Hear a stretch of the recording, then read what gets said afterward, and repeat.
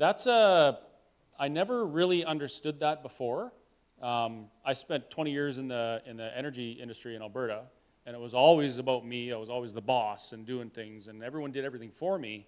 And then I bought this restaurant, and all of a sudden, I'm like wiping up when people spill, and I'm pouring their coffee and listening to their complaints, which are very few and far between, by the way.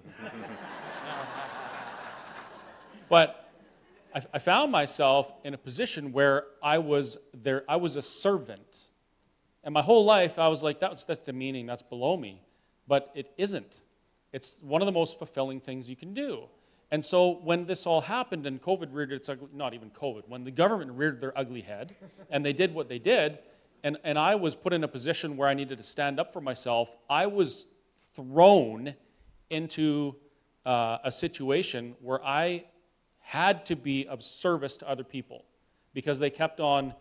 First of all, they came to my restaurant because it was the only place open in Alberta. And business is good when you're the only business. But the other part of that was they also had stories to share, and they hadn't been able to share stories with anybody because everything was closed and there was nobody to visit with and talk to. So I heard all of the heart-wrenching stories about the impacts of COVID and the restrictions and the mandates that people weren't hearing, the media wasn't talking about.